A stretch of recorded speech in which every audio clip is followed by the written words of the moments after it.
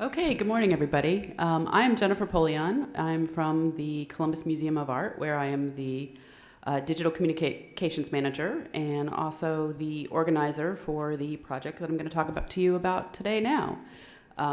First of all, just let me apologize if I slip at any point in time during this presentation. I'm still a little coming off of opening our brand new wing just less than 2 weeks ago. We opened up a 50,000 square foot wing, so my brain is a little mush, to say the least, but I will do my best.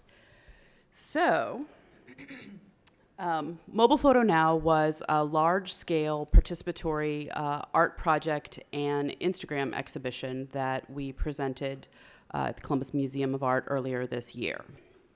And you can see what the gallery looked like there. And basically, it was our way of connecting people together, allowing them to express themselves creatively through the growing hot mobile photography trend.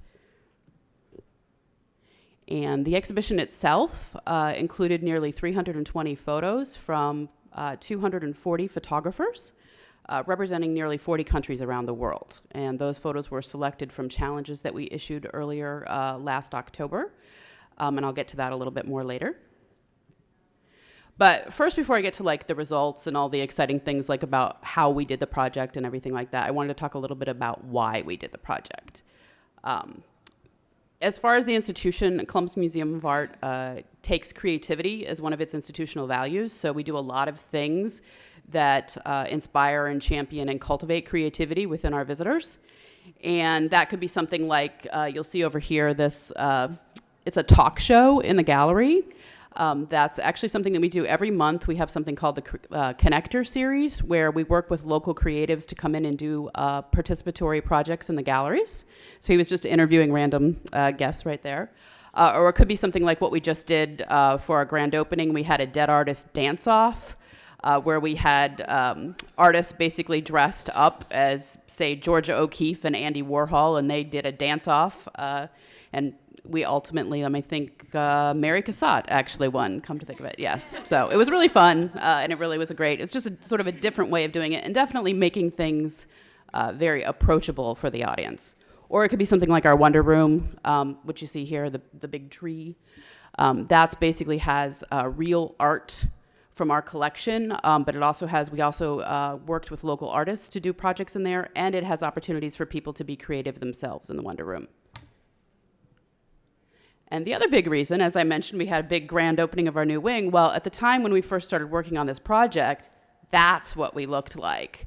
And we had about 30% of our gallery space that we had lost at that point in time. And so we wanted to keep people engaged. And so this project was a great way for us to keep people engaged.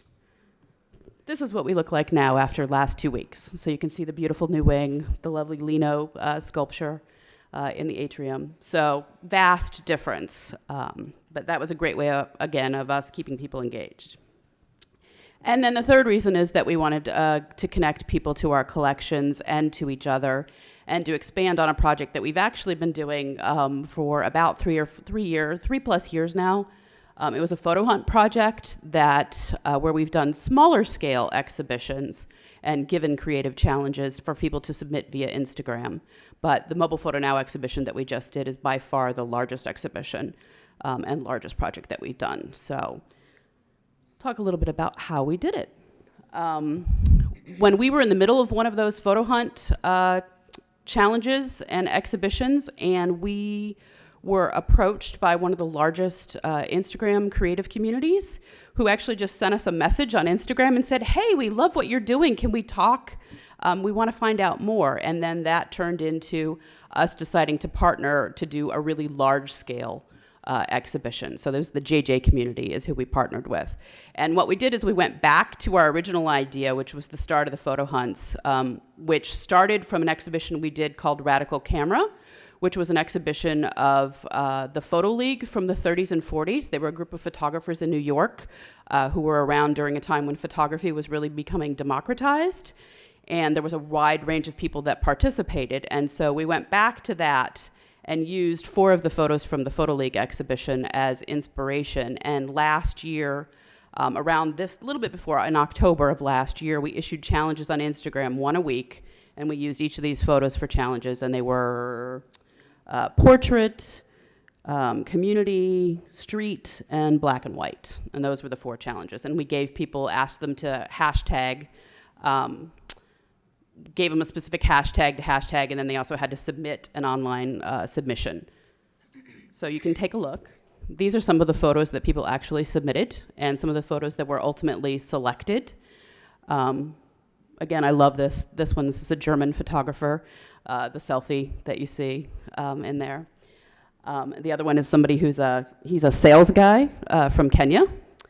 This is a former Cuban TV producer, the one on the left with the bike, and this is a photographer from Brazil.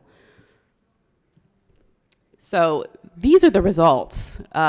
When we issued those challenges, we got 45,000 submissions from around the world, from 5,000 photographers in 89 countries. We knew this was going to be a very successful project, but we did not know that we were going to get those kind of results, and those results were amazing. What it also meant was that it was a challenge to kind of go through all of those submissions. And what we did is we worked with our partner, the JJ community, and they actually did an initial round of selections, and then our curators curated that down to the final 320 photos that wound up to be in the exhibition. So this is also some of the other results. Our reach on Instagram with this project overall was 50 million people around the world. Our Instagram followers increased by 40%, and we also had a 200% increase in engagement. And the exhibition itself, or the projects, were tweeted around the world nearly 55 million times. We also had significant results on our website. During the first month of those challenges, our website audience increased to 25% of an international audience. Normally we have about 10% that come from outside the US. So that was an amazing result for us. Really, to be totally honest with you, we're mostly a regional museum. Now that we've opened the new wing, I think that might change. But for us to have a 25% audience coming from outside the US was absolutely amazing. The other thing, I had never seen this before. Clearly, we knew the project went viral. More people actually visited the Mobile Photo Now page than our homepage during the first week that we issued the challenges, and I've never seen that happen. The other thing is during the actual exhibition, when it was up itself, we reached 40,000. We had 40,000 visitors to our website on average during those months. And then the other thing is we got really significant major press. We had press coverage that reached nearly 90 million people. We had a wonderful story in the New York Times in their photography section. We had a wonderful story also in Newsweek, and it was named one of the coolest must-see exhibits by Brit & Company when the exhibition was out. And then the other thing is we had all kinds of other international coverage that we weren't expecting from the press.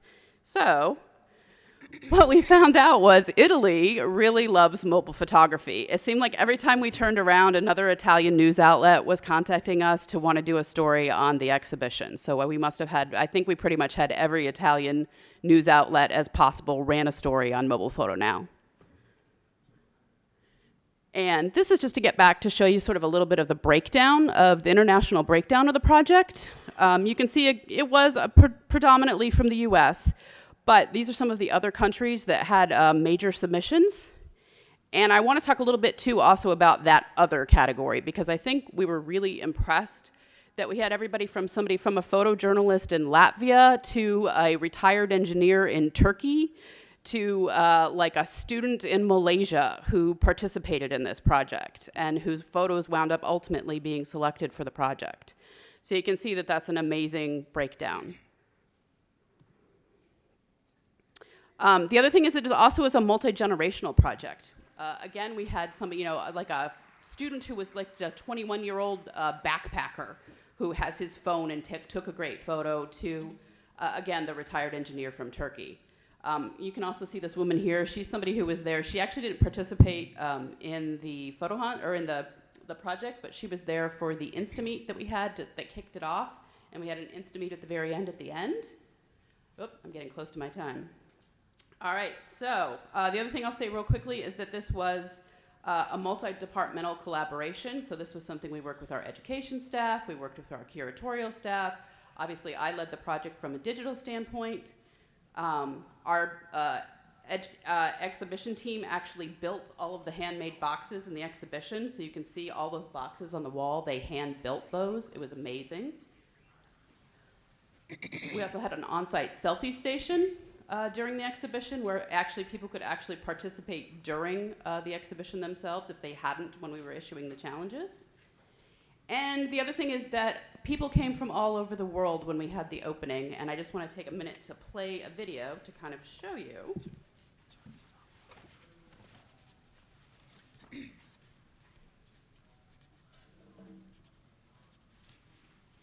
I'm just going to play just a minute of this so you can kind of see the audience. 5,000 photographs from 5,000 photographers living in 89 countries on 6 continents. This project has now touched 36 million people around the globe.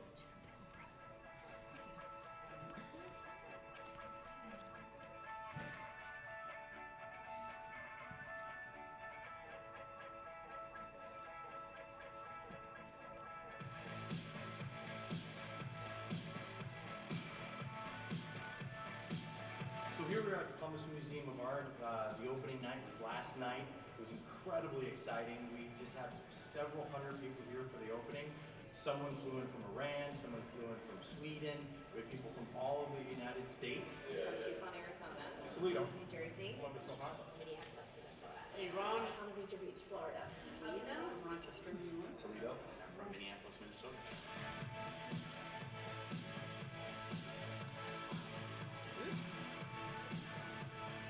So when we did our big exhibition of the Photo League, we were called Grab the Camera, we had the idea, oh, we'll have our own photo hunt.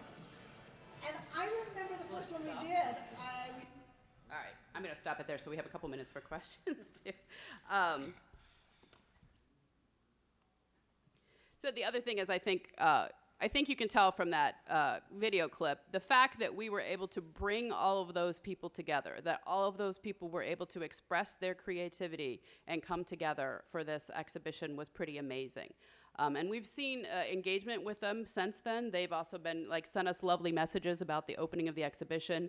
We've had several people who have joined as a member, somebody who was even in California who joined as a member because they were so excited and we'd really touched them and really inspired their creativity. So this is just, I want to leave it with just an example. She's actually local, but this is kind of we had everybody from photojournalists to actual commercial photographers to people like this who are really, she's just a former pastry chef who uses that basically the iPhone and mobile photography as a creative outlet for her, and we were able to inspire that for her. So that is what I have.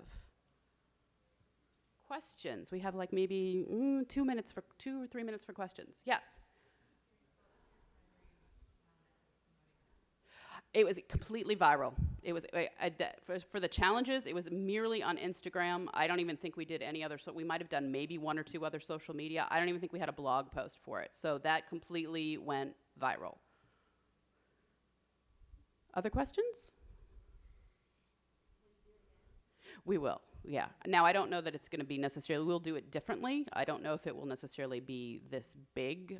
We might go deeper in what we're doing. I would like us to actually work with artists and other photographers maybe to put something together, so we'll see. Yes.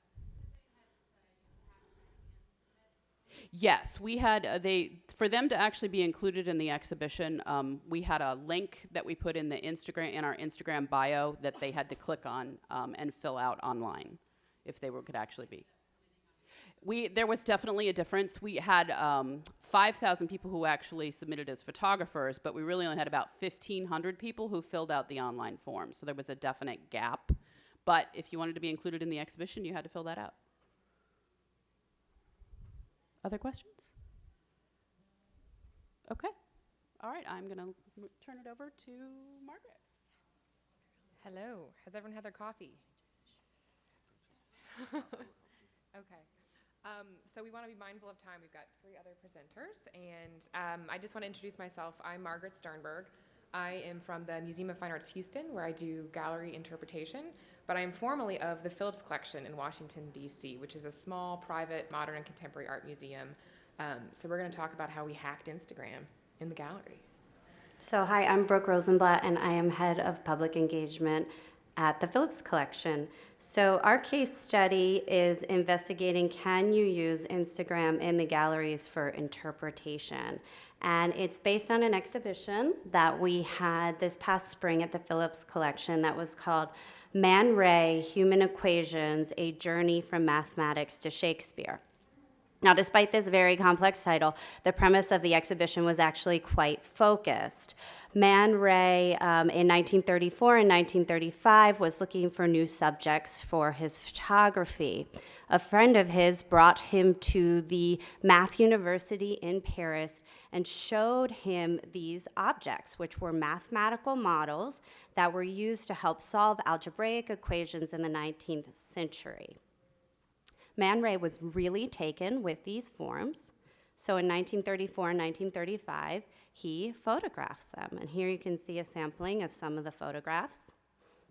And then in 1948, he returned to the subject and actually created paintings based on the photographs and gave them Shakespearean titles based on his readings of the objects. So it was very much based on his own perceptions of how he saw these models and his photographs of them. So this is an example that gives you a really clear sense of what the exhibition was bringing together. On the far left, you can see the actual objects that Man Ray photographed. In the middle, we also had Man Ray photographs of the object, and then we brought them with the paintings of the objects. And so Margaret and I, when we were thinking about this exhibition and engaging our audiences, we were really excited about this theme of how artists can translate something across media. And so we were really excited about using photography because it was central to Man Ray's process. And so we wanted to create an in-gallery participatory experience using photography where visitors could look at a mathematical model, interpret it, and think about how changing camera angles, adjusting lighting, zooming in, and cropping could help them get a sense of what it is to be an artist and get a sense of Man Ray's artistic process. So we created an in-gallery participatory experience that you can see pictured here at the right, and it was really quite small. It was a table with 4 iPod touches holstered to the table, and then 3 digitally printed reproductions of the mathematical models. Now, on each of the iPod touches, we had loaded Instagram, and they were logged into the Man Ray 2015 account. So, and we also created a hashtag for this project, which was Man Ray. So why did we opt for Instagram to create this type of interpretive experience? There were several reasons for us to do so.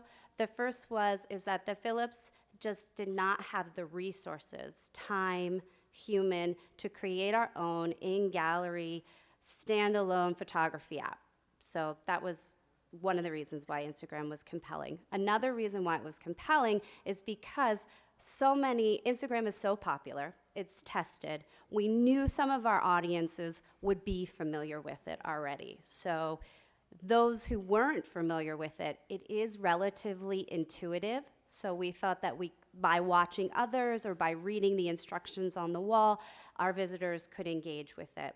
And then, of course, the third reason why we opted for Instagram is because it has the social media component built in, so it would help generate more of a footprint for the exhibition. So kind of touching on what Brooke's saying about the user experience, in using Instagram, we took a huge risk in that there are a lot of other features in Instagram beyond taking a photo and sharing it. And we did worry that the in-gallery experience wouldn't be very fluid. It could be clunky, and maybe no one would actually do what we wanted them to do. So we spent a lot of time in the first few weeks really observing what people were doing in the gallery space, and we noticed a few things. People either bypassed it completely, or they circled around it wondering what it was. Those who knew what Instagram was pretty much immediately picked up the iPods and started touching and taking photographs. Others observed others using the space and then kind of figured it out. And other people, you can see on the wall to the left of the woman in purple, we had instructions on the wall. And I actually was surprised how much time people spent actually reading those and following them. And included in the actual instructions of how to use Instagram were prompts about how to look at these objects and how to frame your experience. So we had about 2,200 submissions, which averaged to be about 27 per day. And this was a little bit less than a similar in-gallery photography experience we offered the previous spring, but we were actually quite pleased with the level of engagement based on the analysis we did. So we were trying to figure out, of these 2,200 submissions, how many of these really were successful. So what we did is we went through and did what's called an A/B analysis. Did people follow the prompt or didn't they? And it was a very simple way for us to go through the 2,200 submissions from the in-gallery Instagram account and determine the success of the project. And 89% of the submissions followed the prompt. And the results were quite striking. People really engaged with things that Man Ray was doing in exploring the textures of photography, exploring scale, exploring framing devices. And Instagram was a perfect outlet because it had a lot of the features that we were looking for in allowing people to manipulate their photographs. But 11% of the people didn't follow the prompt. And we were actually quite pleased that this number was so small.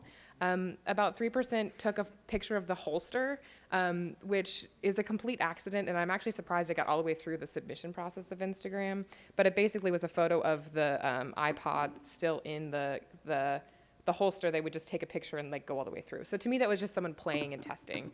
About 3% of people took a photo of something else, the person next to them, the ground, and then another 6% were selfies, which is inevitable in any kind of social media or photography experience. And when we started looking at the selfies, many of them, you can see here, this is a kind of a nice summary of what we saw. You can see 5 out of 6 of these are actually of the objects. There's some creepers like the guy in the upper right, or someone who just took a picture of his own photography equipment. A lot of people posed across. The way the setup was is that you could take a picture of someone else across, maybe even taking a picture. So there's still a level of engagement even around these photos that technically didn't follow the prompt. So something else to consider when doing an in-gallery interpretive experience using Instagram is the challenges and maintenance that go into this kind of experience. In the upper left-hand corner, you can see that despite the fact that we encouraged people not to touch the sculptures, everyone touched the sculptures. They actually stacked up these very fragile art objects in a way that was terrifying, and I was surprised that they didn't break. And then the next photograph you can see just below, someone's actually picked up and is kissing the objects. So we then installed a photo or a label that says, "Please do not touch the sculptures," which helped significantly. There was also some issues with using the mobile devices. iPod, we used the accessibility function to lock down the iPods, which was really successful, except for Instagram. If you hadn't updated the operating system recently, would crash occasionally and reset back to the home page. So we had to be kind of mindful of updating the iOS system and checking on it from time to time. And then sometimes, one iPod in particular, someone tried to log in to our accessibility feature and locked us out 400 million seconds until we could retry. So that was something that was a challenge, and we just switched out the iPod. And finally, I have Kim Kardashian on my slide, because if you're not following anyone on Instagram, Instagram suggests people to follow, and it shows up on your homepage of the feed. So people who weren't familiar with Instagram would go through and just start clicking things, including following whoever was listed on that page. And most often it was Kim Kardashian. And her Instagram feed is sometimes PG and sometimes not. So I had to spend a lot of time, pretty much every day, just checking and making sure that no one was following a lot of people, and just kind of monitoring both the physical space and the virtual space of the Instagram account. So can Instagram be used as an in-gallery interpretive tool? And I think Brooke's and my takeaway is, for this particular project, the submissions, the quality of the submissions, and the time it took for us to maintain this was completely worth it.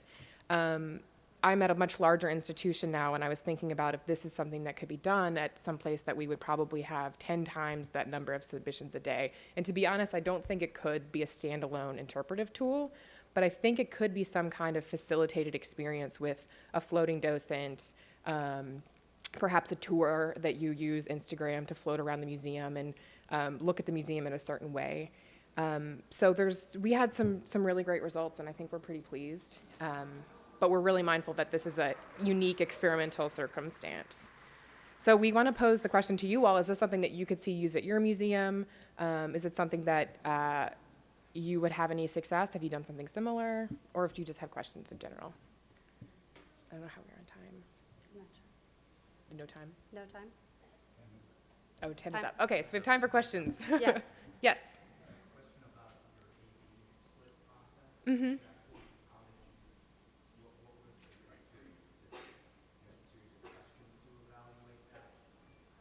Yeah, so it's a question about the analysis, the A/B analysis. So what we did is we had a really great intern who helped us with this, and we went through just the submissions from the Instaman Ray account, and basically we determined, did they take a picture of just the mathematical object, and if they did, they got a check mark. Anything else got a no. And then we went back through those no's and kind of sorted out, was it a selfie or was it something else, just so we could better understand it. But it honestly, that's a very simple way to really better understand how your interpretive project worked. And it was simple. It took a good amount of time to go through all the submissions, but we kind of did it as they were coming in too, which was helpful. Yes. Were there individuals who took photos with their own? Oh, that's a good question. Yeah. Do you want to answer that? What was the percentage? Oh, do you know the percentage? Yeah. Yeah. So that was also a huge challenge for us, and why I didn't include those submissions in the A/B analysis. So you could use Instaman Ray as a hashtag, and we had about 451 submissions through that. But in going through our geotag, I noticed a lot of people were taking photos and not using the hashtag, so that became really difficult to monitor. And then some people were putting the hashtag in the Instaman Ray account. So there's even more submissions than the ones that we counted and did the analysis with, but it became untenable to monitor all that. But yeah, good question. Yes. I'm curious if you had conversations around IOD versus providing the iPod touches under Yeah. Do Yeah. you want to talk about that? Yeah, we absolutely did. And we were building on the success of a project we had done the season before, where we did have the devices in the galleries. And we were noticing that it just, when it's actually there, it's just so much simpler to do. And we actually already had the iPod touches on site, so it was not an additional investment for us. And as Margaret said, if you think about the numbers of people doing it on their own, you said it was, what, about 450 who did it on their own versus 2,000 who did it using the devices that were there. We just wanted to make it as simple as possible for people to participate. Additionally, you might want to participate in this, but not necessarily use your own Instagram account. So that gave people the option to explore the process without necessarily, committing it and associating it with themselves. I actually have a question. Was photography allowed in the gallery otherwise? No. Great question. Did that present any? And that's a great question, too. This was in a separate, it was the last room of the exhibition. So there were no artworks other than the digitally printed reproductions. So you could take photos in that space, but then it became very easy for our security staff to monitor, the division between where you can take photos and where you can't. So a great question.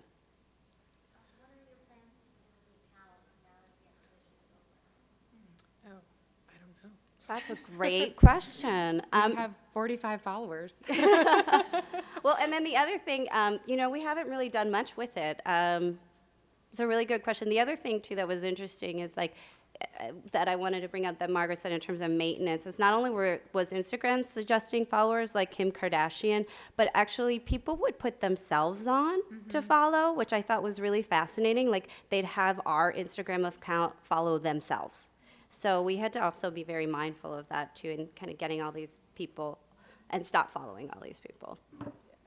So I think we're out of time, but Yeah. We'll be around, or you can tweet at us more questions, and we'll tweet out the slide deck later. There we go.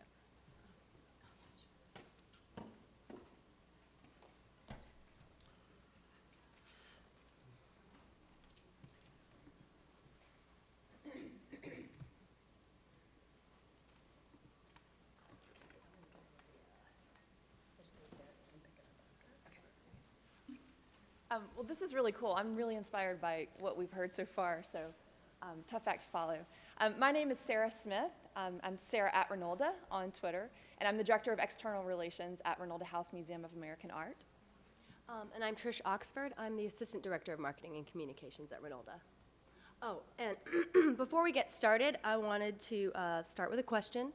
We're going to be presenting on Renolda buffalo, but actually, the American buffalo is a misnomer, and our question is, anybody in the room know the actual species of the American buffalo? Okay, so you raised your hand, so even though clearly people know, but because you did, we are going to give you the last T-shirt in existence that has the logo.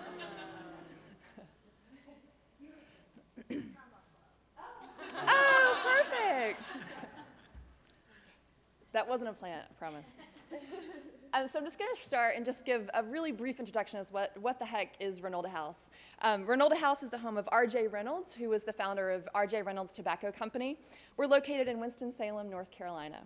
In 1917, R.J. and his wife Catherine built their country estate on more than 1,000 acres with a model farm, public gardens, and a 30,000 square foot bungalow. Renolda is the feminine of Reynolds, which is a nod to Catherine Reynolds' vision and influence in building the estate. In 1967, the home was founded as an American art museum, and in 2005, we opened a 3,000 square foot exhibition gallery where we host changing exhibitions from around the country, like the one that this marketing campaign was focused on. Today, we have a staff of 25 full-time employees and a visitation of approximately 40,000 visitors a year. We launched a new website in September of 2013 that digitized our museum's collections, which include American art, decorative art, and the estate archives. We quickly identified after this point that we really needed a full-time staff member dedicated to being the steward of this new resource that we were calling our digital wing. I will say that for a museum our size, it was a bold institutional decision to hire someone focused on this. And I know everybody at this conference, that's sort of what we're all focused on. But when we advocated for that at Renolda House, it was kind of a big deal. But we did so with the trust that it would impact other priority areas of the museum. In our first year after hiring Trish, our social media followers increased by 38%, and our website visitors increased by 74%.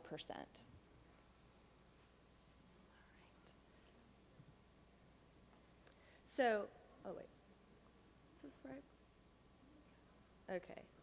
So the question was that with this apparent rise in the digital follower, or the visitor, was that going to lead in an on-site visitor? So was this all actually having an impact on site? So the question is, does the digital follower become the physical visitor? So our experiment, so the Renolda House Marketing and Communications team set out to create, for the opening weekend of its spring 2015 exhibition from the Smithsonian Museum of American Art, George Catlin's American Buffalo, a digital marketing campaign designed to directly measure the conversion of online buzz to on-site attendance. We packaged opening weekend as an event and built a marketing campaign around it. So I think the key here is, after MCN last year, I realized that as a department of two, we had to approach what we did with the design that it actually measured itself, because we didn't have the time to go back and really go through all of the data. So that's the big takeaway, that designing the campaign so that it measures itself. The Renolda Buffalo campaign fundamentally fused the physical and the digital by deliberately tying a concrete action, place, or experience to all its digital messaging. Every single message had a physical component to it. Leveraging Instagram, targeted Facebook posts, directed Twitter chatter, and strategic email marketing, the 4-week social media campaign hinged on 4 primary components that consciously straddled the digital and physical worlds. So component number 1, we created a buffalo. the foam buffalo. First, our museum preparator built a life-size buffalo out of foam, the Ronaldo buffalo, that was strategically inserted into online conversations of highly engaged social media followings of popular local establishments like restaurants, bars, and coffee shops that attracted our target audience. By taking the buffalo to these physical locations, the museum photographed, tagged, and engaged these digitally active populations.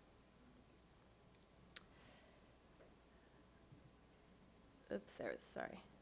So that's us building it. And then you can see here that was the first post that we posted, and we got a lot of people confused because they thought there was an actual buffalo there. And that's on our lawn, so. A lot of like, what? Second component, share the buffalo. We made the buffalo come to life. We strategically inserted the buffalo into these conversations that were already existing. Oh wait, I already said this. So over the course of the 4 weeks, the Ronaldo buffalo visited an Irish bar. It took a view atop the highest parking deck in the city. It attempted an ATM transaction. You can see this. Of one of our sponsors. It cheered on a 10K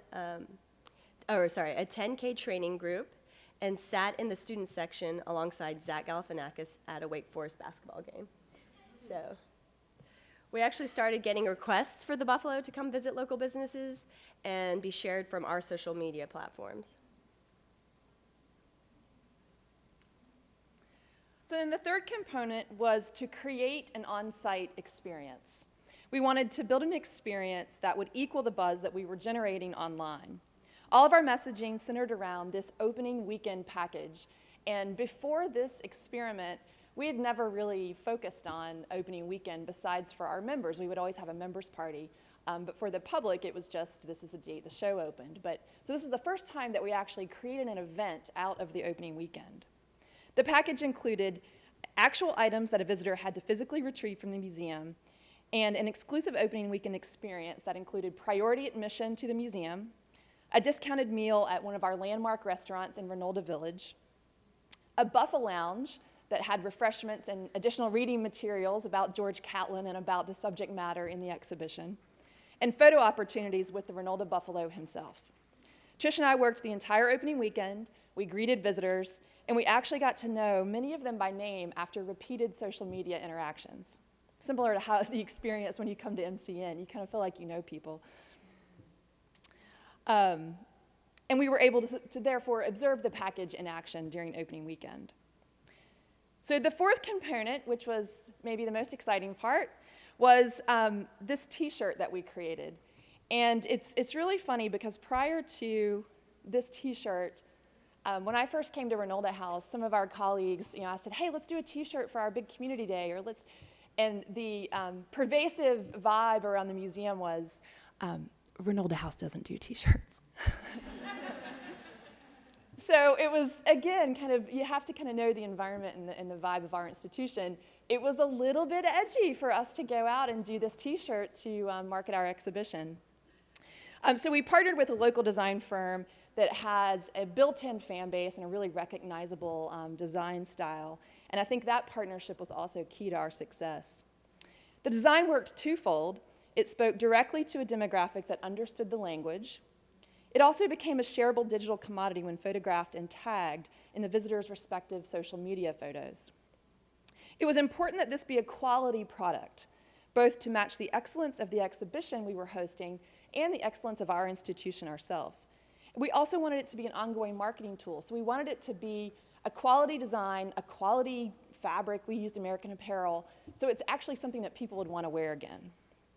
As a side note, we still see these shirts being worn around town all the time, and people have literally offered to buy them off of our backs.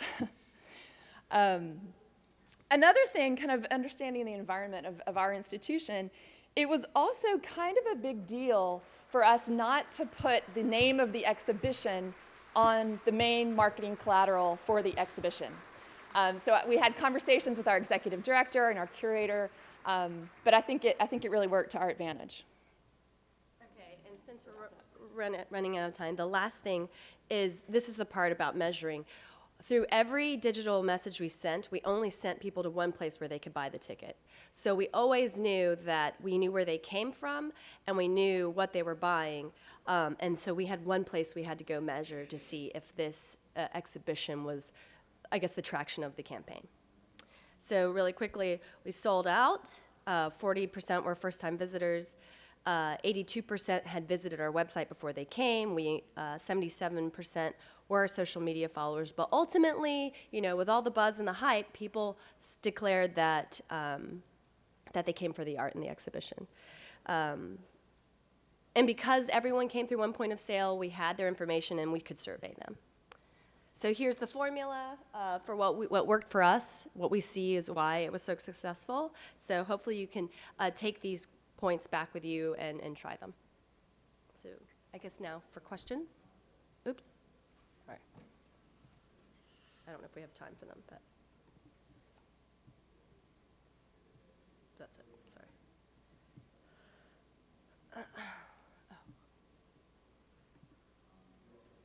Okay.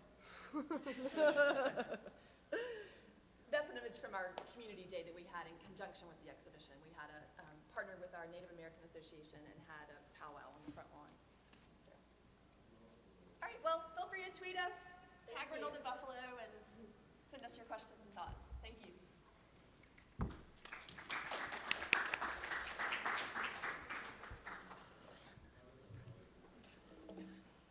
Well, I think it's my turn now. I'm Alex Palin from Sweden, Stockholm, Sweden. I'm working for the company called izi.TRAVEL. I'm a business developer there. So I'm going to talk a little bit about technology and content and the actual showcase.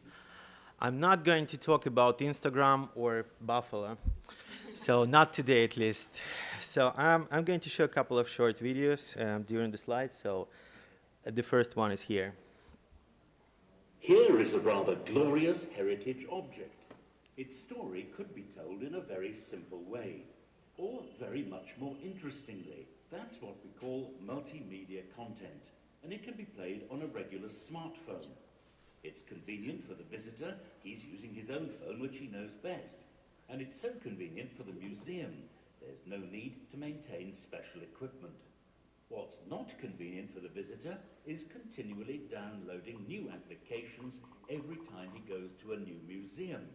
Gone is the struggle to learn new interfaces. There's an obvious solution.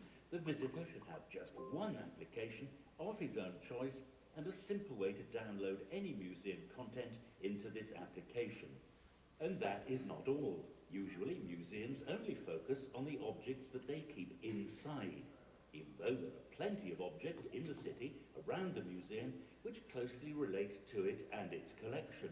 Your museum could create outdoor audio tours which naturally progress into your main exhibition space. And that is a very good way to attract more visitors. Well, now that is possible.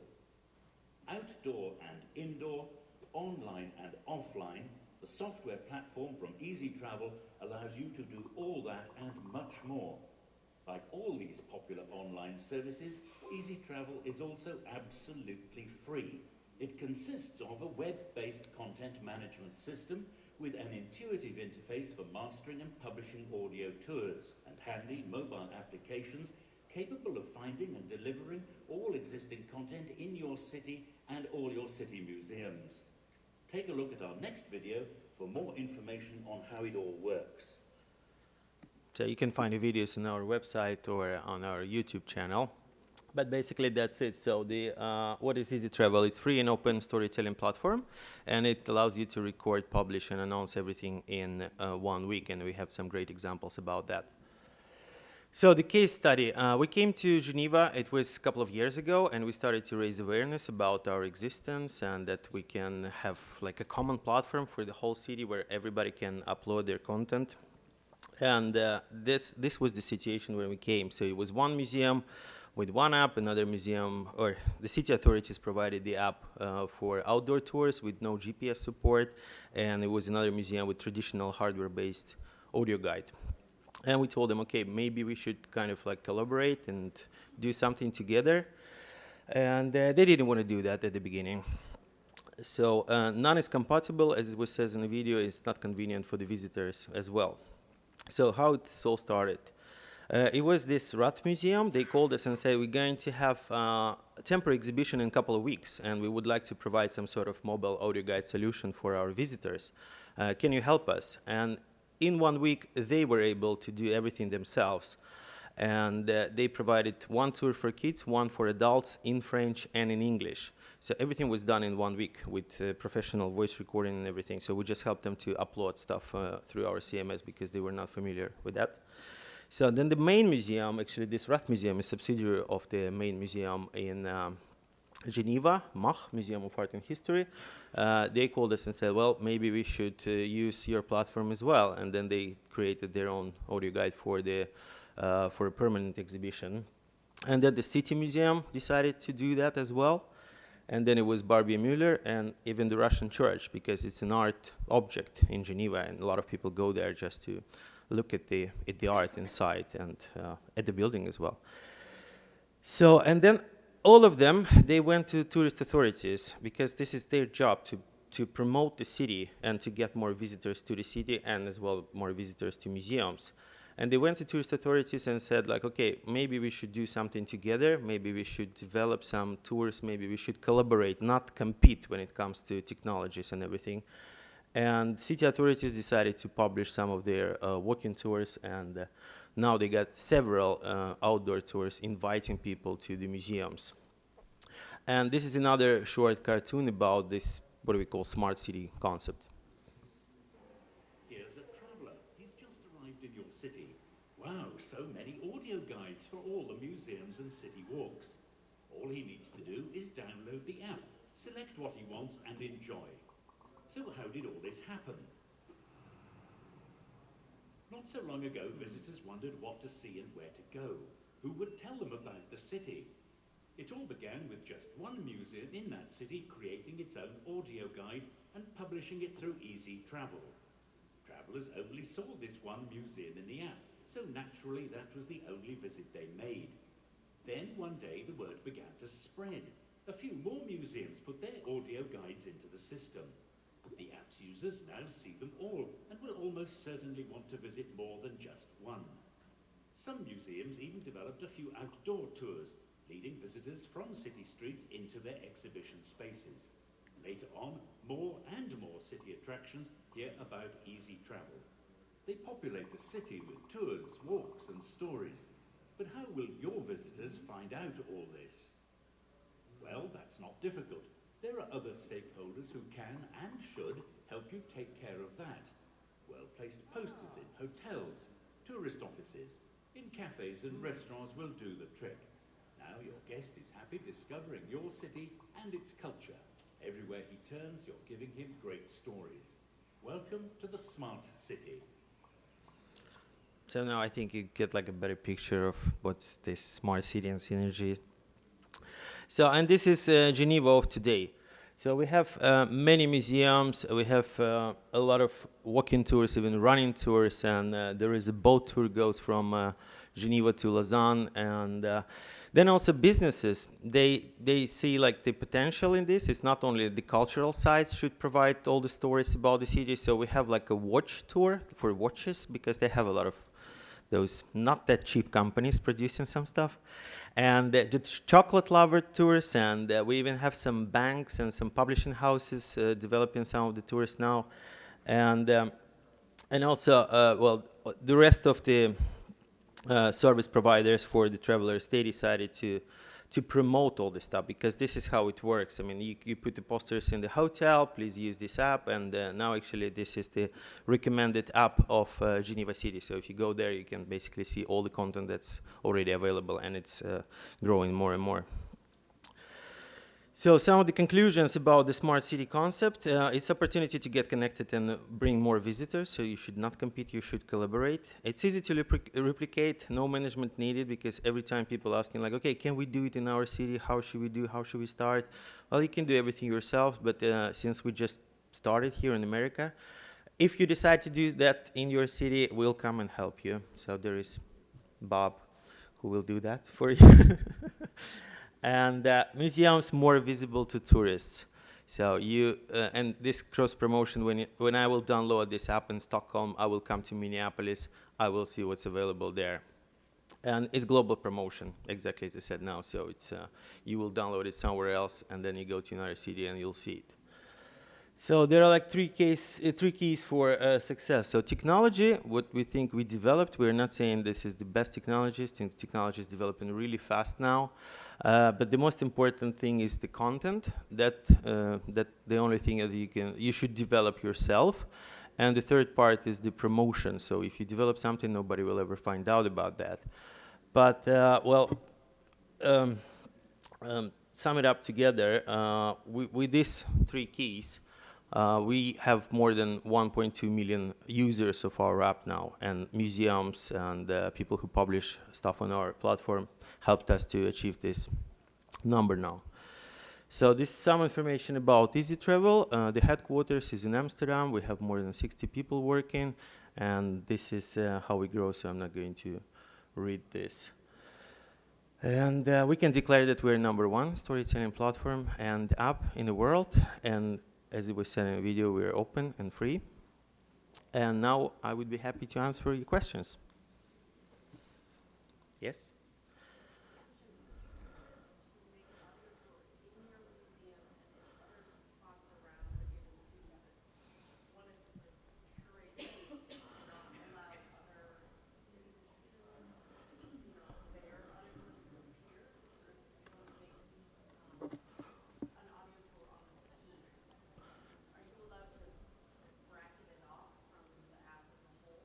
Yeah, well, you select a particular tour in the app, and when you open the tour, you can see only one tour. But if you select another tour, then you can open that tour and go through that.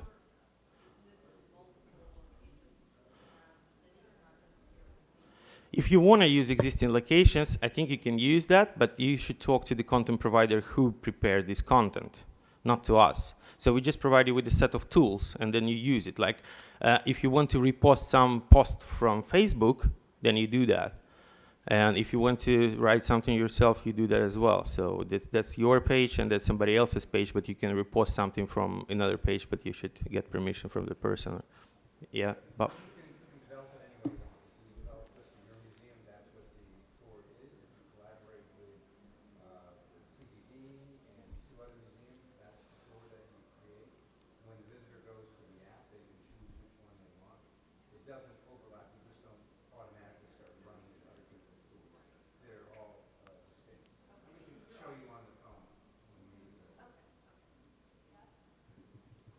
Other questions?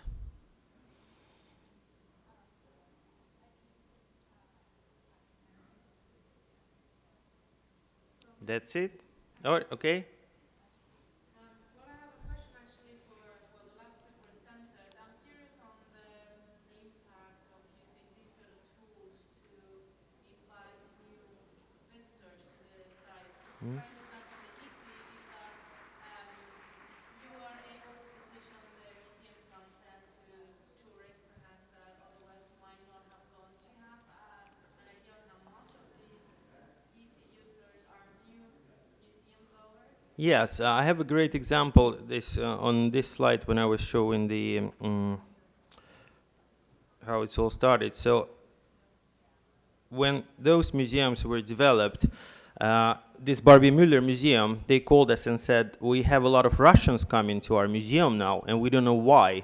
And it appears that they go to the Russian church, they download the tour, and then when they open the app, they see there's like half-mile away, there is Barbie Müller museum, and they go there, but they don't have any content in Russian.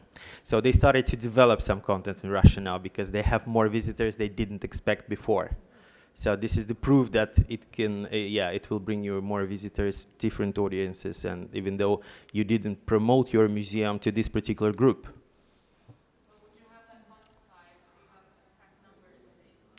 Well, we provide like comprehensive statistics for all the tours and all the museums and all content providers we publish. So you take a look at that yourself, but I can give you the overall statistic and we can divide it by the regions and cities and yeah. And maybe for the previous, can I hear your experience in the Buffalo campaign? I mean, you made a lot of Twitter friends and stuff, but did you get some new That's a great question. I think Well, the one way I would answer it is that we did have, as we pointed out, 40% of the people who came opening weekend had never been to the museum before. What we haven't tracked, which would be really interesting, is have those people come back. And we don't have data on that, unfortunately, but that would be an interesting statistic. The other hypothesis that I think we had was that we were attracting a younger audience. And we did, but it wasn't as young as we had anticipated. So our age demographics in terms of people who bought that package were younger than our typical museum walk-in visitor, which is like 55 plus. I think the age on this one was more like 40s was the average. So definitely younger, but not as young as we had anticipated.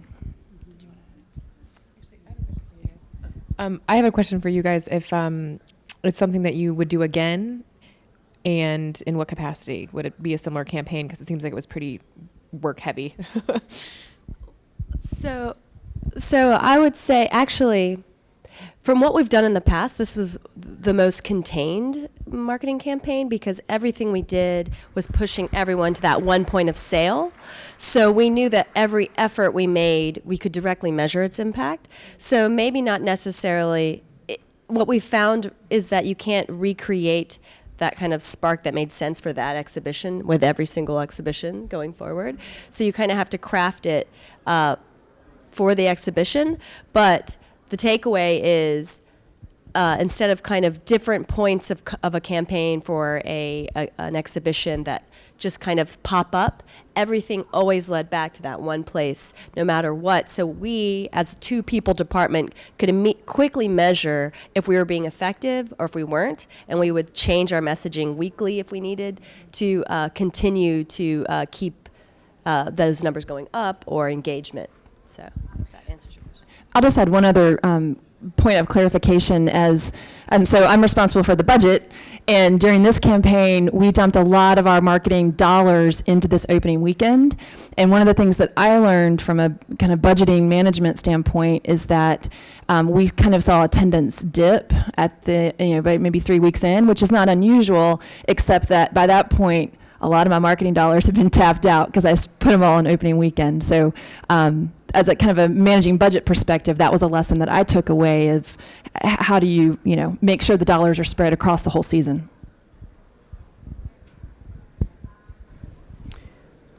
So I think we're out of time. Any last questions? Go forth to the next sessions. All right, well, we have some leaflets, and I think Trish and Sarah got some postcards here. So whoever is interested in platform or the project they presented, so please come up and grab it. Thank you once again.